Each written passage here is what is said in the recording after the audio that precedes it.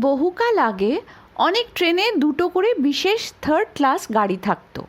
একটা হলো পুরুষদের জন্য, তার দরজার ওপরে লেখা থাকতো ইউরোপিয়ানস অনলি।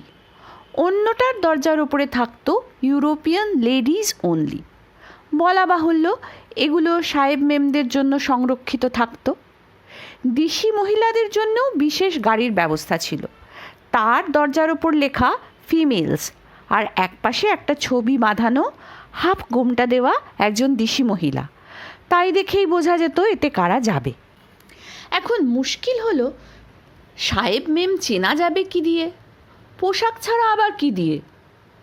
রং তো সকলের মিশকালো, কাজেই নিয়ম হলো প্যান্ট পরে গেলেই সাহেব, গাউন পরে গেলেই মেম। একদিন হয়েছে কি, চাটগাঁ মেল ছাড়বো করছে, তিল ধারণের জায়গা নেই। এমন সময় ধুতি পরা এক ছোকরা হন্তদন্ত হয়ে দৌড়ে এসে সামনের গাড়িটার হাতল ধরেছে। অমনি ভেতর থেকে কুচকুচে কালো সাহেব গর্জে উঠেছে, What do you want, ma'am? Can't you read? This is for Europeans only. ছোকরা এক গাল হেসে বলল, রোশো রোশো সাহেব, বিকামিং ইউরোপিয়ান ইমিডিয়েটলি। অর্থাৎ দাঁড়াও সাহেব, এক্ষুনি ইউরোপিয়ান হচ্ছি। বলেই সে প্ল্যাটফর্মে দাঁড়িয়েই সুটকেস থেকে প্যান্টলুন বার করে ধুতির ওপরে পরে নিয়ে সাহেব বনে গিয়ে গাড়িতে উঠে পড়ল। আরেকবার কবি ও নাট্যকার ডিএল রায়ের ছোট শালী সুরসিক গিরিশ শর্মার স্ত্রী এবং আমার ননদ তাঁর পেয়ারের আদিবাসী দাসী লক্ষ্মীকে নিয়ে রাঁচি থেকে আসছেন। ভদ্রমহিলার রং মেমদের মতো। এই কথায় মনে পড়ে গেল, বক্রেশ্বরে দেখেছিলাম একটা স্মৃতিফলকে লেখা মেমবরণী দেবী।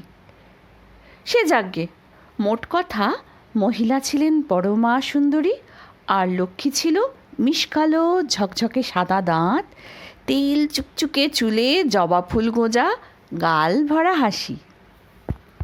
দুজনে গুছিয়ে বসেছেন। এমন সময় এক কালো মেম তার দুই কালো কন্যে নিয়ে ওই গাড়িতে উঠতে গেছে। হঠাৎ মেজদিদির ওপর চোখ পড়তে নাক সিটকে দুহাত পেছিয়ে গিয়ে বলল, উহ, নেটিভস, অন্য গাড়িতে চলো। সঙ্গে সঙ্গে মেজদিদিও জানলা দিয়ে মুখ বাড়িয়ে, সেকালে জানলায় শিক থাকতো না, ডাকতে লাগলেন, ও মেম চলে যেও না, এখানেই এসো, এই দেখো তোমার মতো মেম আমারও আছে।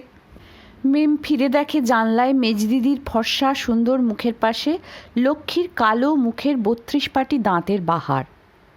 প্ল্যাটফর্মের লোকেরা হো হো করে হাসতে লাগলো, আর মেয়ে রাগের চোটে বেগনি হয়ে দাপাতে দাপাতে অন্য গাড়িতে গিয়ে উঠল।